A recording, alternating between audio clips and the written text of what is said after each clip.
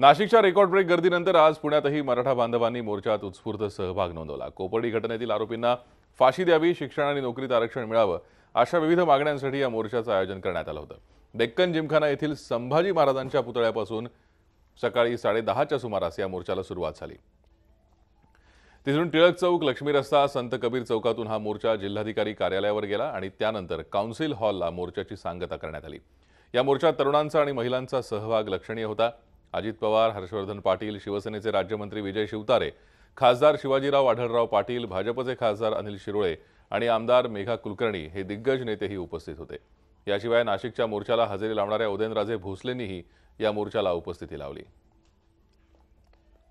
खरं तर हा मोर्चा घडतो खूप शांत पद्धतीने मोर्चा घडतोय। जो कोपर्डीची घटना घडली ती घटना घडू नये आणि पुढे अशा घटना घडल्या तर मुलींना खरं तर हे संरक्षण पाहिजे आणि अशा घटना घडू नये तर ते जे आरोपी आहेत त्यांना फाशीची शिक्षा दिली पाहिजे। खरं तर अशा घटना पुढे घडल्या नाही पाहिजे।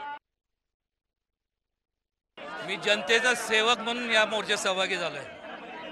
निश्चितपणे मागच्या जन्मी थोडंसं पुण्य माझ्या हातून घडलं असावं, थोडंसं मुंगी एवढं थोडंसं, की जेव्हा एवढ्या मोठ्या घराने जन्माला यायचा मला लाभ मिळाला। खासदार आहे तर ह्या लोकांमुळे, ह्या लोकांनी मला लोकशाहीच्या माध्यमातून मला खासदारकी दिली, एकदा नाही दुसऱ्यांदा। आरक्षण तर मिळालं पाहिजे। एक तर तुम्ही देणार असाल तर ठीक आहे, नाहीतर आम्ही ते आमच्या पद्धतीने आम्ही घेऊच, लोकशाही पद्धतीने। नाहीतर मग सगळ्यांचेच आरक्षण रद्द करा। यवतमाळच्या मराठा पाहायला मिळाली। कोपर्डी घटनेतील आरोपींना फाशी द्यावी, शिक्षण आणि नोकरीत आरक्षण मिळावं अशा विविध मागण्यांसाठी या मोर्चाचं आयोजन करण्यात आलं होतं। पोस्टल ग्राउंडवरून हा विराट मोर्चा निघाला। यावेळी कोपर्डी येथील पीडितेसह उरी येथील दहशतवादी हल्ल्यात शहीद झालेल्यांना श्रद्धांजली वाहण्यात आली। या मोर्चात शेतकऱ्यांचे प्रश्न प्रामुख्याने मांडण्यात आले। शेतकऱ्यांच्या आत्महत्या थांबवण्यासाठी पावलं उचला, शेतकऱ्यांना कर्जमाफी द्या अशा आशयाचे फलक मोर्चेकऱ्यांनी हाती घेतले होते। या मोर्चानिमित्त शहरात कडक पोलीस बंदोबस्त ठेवण्यात आला होता। तसेच शहरात वाहनांना प्रवेशबंदी करण्यात आली होती। वाशिम येथे मराठा मोर्चाला उत्स्फूर्त प्रतिसाद मिळाला। मोठ्या संख्येने मराठा बांधव वाशिम येथील कृषी उत्पन्न समितीच्या मैदानावर एकत्रित झाले। या मोर्चात मोठ्या संख्येने शाळकरी विद्यार्थिनी सहभागी झाल्या होत्या। यवतमाळ वाशिमच्या खासदार भावना गवळी सुद्धा या मोर्चात सहभागी झाल्या। हा मोर्चा कृषी उत्पन्न समितीच्या मैदानावरून शिवाजी चौक, पाटणी चौक, आंबेडकर चौकातून जिल्हाधिकारी कार्यालयावर पोहोचला। यावेळी मोठा बंदोबस्त तैनात करण्यात आला होता। धुळ्यात 28 सप्टेंबरला 2 मोर्चे निघणार होते। मराठा क्रांती मूक मोर्चा आणि दलित संघटनाही त्याच दिवशी मोर्चा काढणार होत्या, पण दलित संघटनांनी सामंजस्याची भूमिका घेत मोर्चा स्थगित केलाय। लवकरच मोर्चाची तारीख निश्चित केली जाईल। काही अघटित घडू नये यासाठी हा मोर्चा स्थगित करण्यात आलाय। प्रशासनाकडून एक मोर्चा स्थगित करण्यासाठी गेल्या 3 दिवसांपासून प्रयत्न सुरू होते। सर्व काही आलबेल असतानाही अफवांचं पेव मात्र फुटलं होतं, पण दलित संघटनांनी मोर्चा स्थगित केल्यानं या सर्व अफवांना आता पूर्णविराम मिळालाय।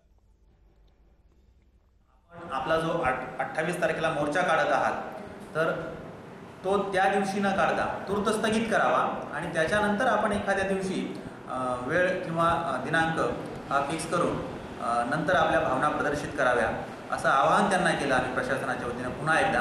आणि त्या आवाहनाला त्यांनी देखील समंजसपणे प्रतिसाद म्हणून त्या ठिकाणी आम्ही सदर मोर्चा हा तूर्त स्थगित करत आहोत असं लेखी पत्र आज प्रशासनाला दिलं। मराठा समाजाला आरक्षण मिळालं पाहिजे अशी प्रतिक्रिया मुख्यमंत्री देवेंद्र फडणवीस यांनी दिली आहे। मराठा समाजाला आरक्षण आणि न्याय मिळवून देण्यासाठी अण्णासाहेब पाटील यांनी स्वतःचं बलिदान दिलं। राज्यातील मराठा समाजाचा मोठा भाग आज पाठीमागे राहिलाय, त्यामुळे मराठा समाजाला आरक्षण मिळालंच पाहिजे असं राज्य सरकारचं मत असल्याचं मुख्यमंत्र्यांनी स्पष्ट केलं। ते नवी मुंबईत बोलत होते। राज्यभरात मराठा बांधवांचे मूक मोर्चे निघत असले तरी त्याची गंभीर दखल राज्य सरकारनं घेतल्याचं ते म्हणाले। मी जेवढे दिवस मुख्यमंत्री राहीन तेवढे दिवस परिवर्तनासाठी काम करीन असंही ते म्हणाले। कोपर्डी प्रकरणातील आरोपींना फाशी झालीच पाहिजे यासाठी हे प्रकरण उज्ज्वल निकम यांच्याकडे दिल्याचंही त्यांनी स्पष्ट केलं। शिवाय मराठा समाजातील विद्यार्थ्यांना कौशल्य विकासाचं शिक्षण दिलं जाईल असंही त्यांनी यावेळी सांगितलं। आज समाजाचा मोठा हिस्सा हा पाठीमागे राहिला आहे। तो शेतकरी आहे, तो गरीब आहे, त्याच्याजवळ आज कुठली आर्थिक व्यवस्था नाही आहे आणि म्हणून 83 साली अण्णासाहेबांनी ओळखलं होतं की या समाजाला मुख्य धारेमध्ये आणावं लागेल आणि त्या काळामध्ये आरक्षणाचा प्रश्न त्यांनी मांडला होता। आमच्या सरकारचं स्पष्ट मत आहे, मराठा समाजाला आरक्षण मिळालंच पाहिजे। आम्ही त्या बाजूने आहोत। आगामी मुंबई महानगरपालिका निवडणुकीच्या पार्श्वभूमीवर मनसे अध्यक्ष राज ठाकरे यांनी पक्षाच्या पदाधिकाऱ्यांची बैठक बोलावली होती। निवडणुकीच्या रणनीतीबाबत यावेळी चर्चा करण्यात आली। निवडणुकीच्या निमित्तानं आगामी काळात राज ठाकरे मनसेच्या प्रत्येक शाखेला भेट देऊन गट अध्यक्षांची चर्चा करणार असल्याची माहिती मनसेचे नेते बाळा नांदगावकर यांनी दिली आहे। अध्यक्ष, नेते, सरचिटणीस, विभागाध्यक्ष आणि उपाध्यक्ष अशी एक बैठक बोलवली होती। येणारी महानगरपालिकेच्या दृष्टिकोनातून ही निवडणूक अत्यंत महत्त्वाची होती आणि म्हणून काही सूचना विभागाध्यक्षांना, नेते मंडळींना, उपाध्यक्षांना, महिला आघाडीला करायच्या होत्या आणि त्या सूचना पूर्णपणे साहेबांनी त्यांना दिलेल्या आहेत। नगर जिल्ह्यातील कोपर्डी दुर्घटनेच्या पार्श्वभूमीवर मराठा आरक्षणासह इतर मागण्यांसाठी राज्यभरात मराठा समाजाचे मोर्चे निघत आहेत। ही लाट आता मुंबईच्या सीमेवर धडकली आहे। मुंबईलगतच्या ठाण्यात 16 ऑक्टोबरला सकाळी 10 वाजता मराठा मूक मोर्चा निघणार असल्याचं गडकरी रंगायतनमधील आयोजित मेळाव्यात जाहीर करण्यात आलं। 3 हात नाका ते जिल्हाधिकारी कार्यालयापर्यंत हा मोर्चा निघणार आहे। या मूक मोर्चाला ठाण्यातील मुस्लिम समाजासह पटेल समाजानेही आपला पाठिंबा जाहीर केल्याची माहिती आयोजकांनी दिली आहे। या मोर्चाच्या निमित्ताने ठाण्यात गडकरी रंगायतनमध्ये एका बैठकीचं आयोजन करण्यात आलं होतं। 16 ऑक्टोबर ठरलेले आहे आणि हा मोर्चा जवळजवळ 20 लाखांचा मोर्चा असणार आहे आणि हा मोर्चा 3 हात नाक्यावरून सुरू होणार आणि तो कलेक्टर ऑफिसच्या इथे येऊन ज्या 5 मुली असतील त्या ठिकाणी निवेदन देतील आणि त्या मोर्चाचा त्या ठिकाणी समारोप होईल। या ठिकाणी रविवारी जरी असेल तरी कलेक्टर स्वतः या ठिकाणी उपस्थित असणार आहेत। कोपर्डीचं प्रकरण असेल त्यांना फाशी देण्यात यावी लवकरात लवकर। अट्रॉसिटीचं जी अट्रॉसिटी आहे ती शिथिलता करावी, त्याचा गैरवापर होऊ नये आणि त्याचबरोबर मराठ्यांना जे 16% आरक्षण आहे ते आरक्षण पुन्हा परत ते लागू करावं, ह्या मागण्या घेऊन आम्ही या ठिकाणी मोर्चामध्ये आम्ही सर्वजण समाज बांधव उतरतोय। गेली 15 वर्ष सत्तेत असलेल्यांच्या अपयशामुळे मराठा समाजावर मोर्चा काढण्याची वेळ आल्याची टीका राज्याचे अर्थमंत्री सुधीर मुनगंटीवार यांनी केली आहे। समाजाच्या सर्व घटकांचे प्रश्न सोडवावे या भूमिकेनं आपलं सरकार या मोर्चाकडे पाहत असल्याचंही ते म्हणाले। राज्यातील रहिवासी कुठल्याही समाजाचा असला तरीही त्याचे प्रश्न सुटलेच पाहिजेत, हे राज्य सरकारचं धोरण आहे। मराठा समाजाचा मोर्चा म्हणजे 15 वर्ष सरकार समस्या सोडवल्या नाही म्हणून खदखदणारा असंतोष असल्याचंही ते म्हणाले। तर मला वाटतं की हा कोणी पक्षाचा विषय असं मला वाटत नाही। हा विषय 15 वर्ष जो असंतोष मागच्या सरकारच्या कार्यकाळात जो जमा झाला आणि या सरकारकडून अपेक्षा आहे, मागच्या सरकारकडून अपेक्षाच नव्हत्या। तेच लोक मोर्चामध्ये आहे ना समोर नाही, आता समोर तर मला वाटतं की समाजाचा जो त्या समाजाचा सामान्य माणूस समोर आहे। कोण्याही नेत्याला या मोर्चामध्ये नेतृत्व करू दिलं जात नाहीये। नागपूर सुरत महामार्गासाठी संपादित करण्यात आलेल्या शेतजमिनींसाठी 4 पट मोबदला द्यावा यासाठी आंदोलन करण्यात आलं। धुळे जिल्ह्यातल्या शेतकऱ्यांनी मनसेच्या नेतृत्वात रास्ता रोको केला। या आंदोलनामुळे वाहतूक बराच काळ ठप्प होती। मुक्टी गावाजवळ हे आंदोलन करण्यात आलं। मनसे शेतकरी संघटनेचे पदाधिकारी आणि प्रकल्पग्रस्त मोठ्या संख्येनं या आंदोलनासाठी उपस्थित होते। सरकारनं प्रकल्पग्रस्तांना 4 पट मोबदला देण्याचा निर्णय घेतलाय, पण या निर्णयाचा लाभ धुळे जिल्ह्यातल्या प्रकल्पग्रस्तांना मिळणार नसल्यानं शेतकरी संतप्त आहेत। केंद्रीय परिवहन मंत्री गडकरी यांचीही भेट शेतकऱ्यांनी घेतली, पण तोडगा निघू शकला नाही। त्यामुळेच महामार्गाचं काम पूर्ण होऊ देणार नाही असा इशारा शेतकऱ्यांनी दिलाय। कॉमेडी नाईट्स बचाव या मालिकेसाठी शकील सिद्दीकी या पाकिस्तानी कलाकाराला घेतल्यास महाराष्ट्र नवनिर्माण सेना शूटिंग होऊ देणार नसल्याचा इशारा मालिकेचे दिग्दर्शक विपुल शहा यांना देण्यात आलाय आणि जर पाकिस्तानी कलाकारांना घेतल्यास शूटिंग होऊ देणार नाही यावर त्वरित ऑप्टिमिस्टिक कंपनीतर्फे मनसेला लेखी आश्वासन देण्यात आलंय। कोणत्याही पाकिस्तानी कलाकाराला सिरियलमध्ये घेणार नसून शकील सिद्दीकी या कलाकाराला मनाई करण्यात आली आहे। हिरानंदानीच्या चित्रात स्टुडिओत या मालिकेचं चित्रीकरण चालायचं। या पुढील भागात कोणताही पाकिस्तानी कलाकार या सिरियलमध्ये दिसणार नाही। पाकिस्तानी कलाकारांना मुंबई आणि महाराष्ट्रात काम करू देणार नाही या आमच्या निर्णयावर आम्ही ठाम असल्याचं मनसे चित्रपट कर्मचारी सेनेचे अध्यक्ष अमेय खोपकर यांनी सांगितलंय। आमच्या आव्हानानंतर अनेकांनी पाकिस्तानी कलाकारांचं काम बंद केल्याचं त्यांनी सांगितलंय। हमारा ये मानना है कि पुलिस ने उनका काम किया है। पुलिस को परेशानी हो ऐसी कुछ चीज़ें हमारे पास से होगी नहीं। पुलिस ने उनका काम किया, हमें नोटिस 149 का देके। और रही बात पाकिस्तानी कलाकार की, उसका विरोध जारी रहेगा। पाकिस्तानी कलाकारों को हम यहाँ पे काम करने देंगे। बीड जिल्ह्यात गेल्या 2 दिवसांपासून मुसळधार पाऊस कोसळतोय, त्यामुळे नद्यांना पूर आलाय। पावसामुळे काही गावांचा संपर्कही तुटलाय। उमरी पारगावमध्येही पाणी आल्यानं गावात 500 नागरिक अडकलेत। सरस्वती नदीला पूर आलाय। बीडमध्ये एनडीआरएफच्या 2 तुकड्या दाखल झाल्या आहेत। एनडीआरएफच्या या 2 तुकड्यांतले 48 जवान पुराच्या पाण्यात बेपत्ता झालेल्या लोकांचा शोध घेत आहेत। या 2 तुकड्यांपैकी 24 जवान रायमो इथे तर इतर 24 जवान नागझरी इथे कार्यरत आहेत।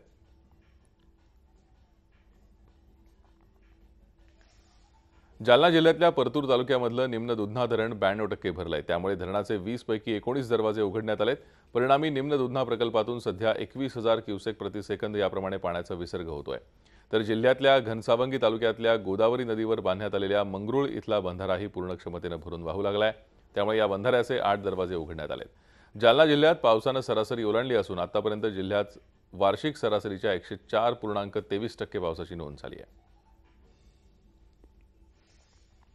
लातूर जिल्ह्यात पडत असलेल्या मुसळधार पावसानं जिल्ह्यातील सर्वच नदी, नाले, तलाव आणि विविध प्रकल्प, धरणं भरून वाहू लागली आहेत।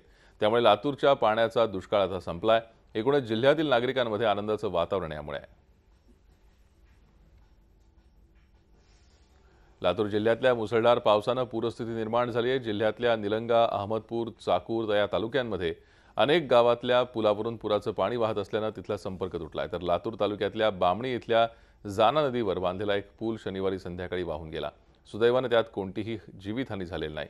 मात्र पूल वाहून गेल्यामुळे बामणी गावाचा लातूरशी असलेला संपर्क तुटलाय। हा पूल जवळपास 25 वर्षांपूर्वी बांधण्यात आला होता। त्यामुळे इतक्या कमी कालावधीतच हा पूल कसा वाहून गेला हा प्रश्न आता विचारला जातोय।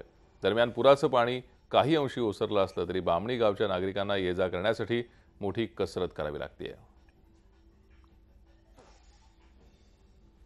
जोरदार बरसणारा पाऊस आणि दुथडी भरून वाहणारे नदी नाले पाहिले की कोणालाही त्यात मनमुराद भिजण्याचा मोह होतोच। मात्र हा मोहच घातक ठरू शकतो। याचं उदाहरण बीड जिल्ह्यातल्या बिंदुसरा धरणावर पाहायला मिळालं।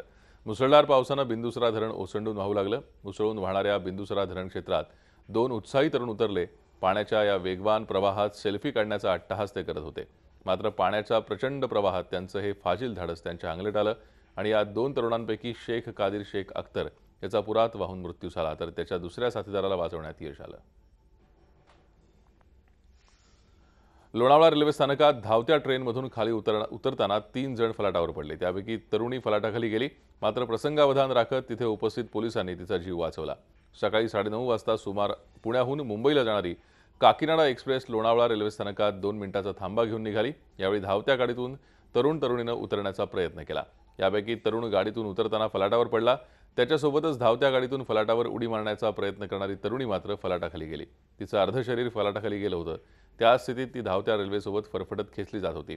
यावेळी फलाटावर असलेले पोलीस प्रसंगावधान राखत पुढे सरसावले। त्यांनी धावत जात फलाटाखाली गेलेल्या तरुणीला शिताफीनं वरती खेचून घेतलं। तिचा जीव वाचलाय। नसती घाई या तरुणीच्या जीवावर बेतली असती, मात्र मोक्याच्या क्षणी धावून आलेल्या पोलिसांनी तिचा जीव वाचवलाय। प्रत्येकजण अशा प्रकारे सुदैवी असतोच असं नाही। त्यामुळे आताताईपणा न करता रेल्वे प्रवाशांनी जीव धोक्यात न घालणं हेच शहाणपणाचं आहे।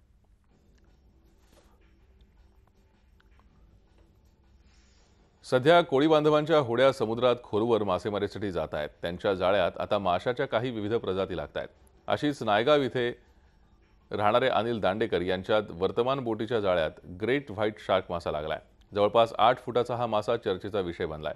या शार्क माशाचं वजन जवळपास 500 किलोग्रॅम आहे। नायगाव मच्छीमार विकास संस्थांच्या मासळी मार्केटमध्ये मुंबईच्या क्रॉफर्ड मार्केटच्या एका व्यापाऱ्यानं तब्बल 60,200 रुपये देऊन हा मासा खरेदी केला। हा मासा अतिशय चपळ, आक्रमक आणि शक्तिवान मासा असून तो एकटाच संचार करतो। त्याला समुद्रातील लांडगा म्हणतात। हा सतत भक्ष्याच्या शोधात असतो। या माशाच्या पोटातून 2 मासेही निघालेत।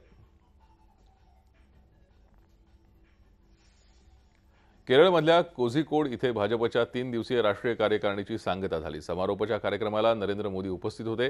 यावेळी बोलताना मोदींनी भाजपच्या राजकीय प्रवासाचा आढावा घेतला। सोबतच सुमारे 2.5 वर्षांच्या सत्ता काळात सरकारनं केलेल्या विकास कामांची मोदींनी यावेळी उजळणी केली। देशातल्या शेवटच्या टोकापर्यंत विकास कामं नेण्यासाठी भाजप सरकार कटिबद्ध असल्याची ग्वाही त्यांनी दिली।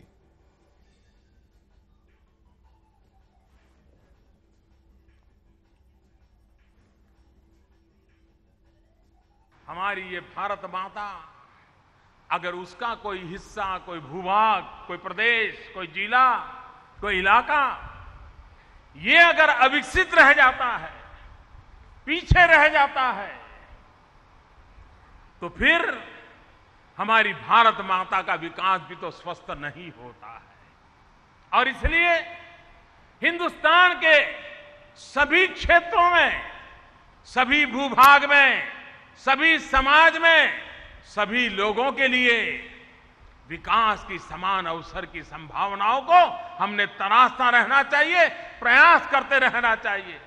अगर हिंदुस्तान का पश्चिमी छोर आगे बढ़ जाए और हिंदुस्तान का पूर्वी छोर विकास की यात्रा में पिछड़ जाए तो ये भारत माता स्वस्थ नहीं लगेगी। हम ऐसे देश को आगे बढ़ाएं ताकि जैसे हिंदुस्तान के पश्चिमी छोर में आर्थिक गतिविधि नजर आ रही है, वैसी ही आर्थिक गतिविधि हिंदुस्तान के पूर्वी छोर पर भी नजर आ जाए, और यही तो एकात्म भाव है। पंतप्रधान नरेंद्र मोदींच्या मन की बातला 2 वर्ष पूर्ण होत आहेत। आज मोदींनी 24व्या मन की बात या कार्यक्रमातून जनतेशी संवाद साधला। यावेळी उरी हल्ल्यातील दोषींना शिक्षा देणारच याचा पुनरुच्चार त्यांनी केला। मन की बात मधून पंतप्रधान मोदींनी भारतीय सैन्याचं कौतुक केलं। काश्मीरमधील जनतेचं संरक्षण करणं ही सरकारची जबाबदारी असून जम्मू काश्मीरची जनता शांततेच्या मार्गाने चालेल असा विश्वास त्यांनी व्यक्त केला। पॅरालिम्पिकमधील भारतीय खेळाडूंच्या कामगिरीचंही त्यांनी कौतुक केलं। तसंच स्वच्छ भारत अभियानात सहभागी होण्याचंही त्यांनी देशवासियांना आवाहन केलं। प्रकृती खालावल्यानं तामिळनाडूच्या मुख्यमंत्री आणि अण्णा द्रमुकच्या सरचिटणीस जयललिता यांना चेन्नईतील अपोलो रुग्णालयात दाखल करण्यात आले। जयललितांना रुग्णालयात दाखल केल्याचं कळताच अण्णा द्रमुकचे पदाधिकारी आणि कार्यकर्त्यांनी मोठ्या संख्येने रुग्णालयाच्या आवारात गर्दी केली, तर नागरिक अम्माच्या चांगल्या आरोग्यासाठी रस्त्यावर प्रार्थना करत आहेत। सध्या त्यांची प्रकृती स्थिर असून काळजीचं कारण नसल्याचं रुग्णालयाचे मुख्य कार्यकारी अधिकारी सुभ्य विश्वनाथन यांनी कडक सुरक्षा तैनात केली आहे। झी 24 तास रहा एक पाऊल पुढे।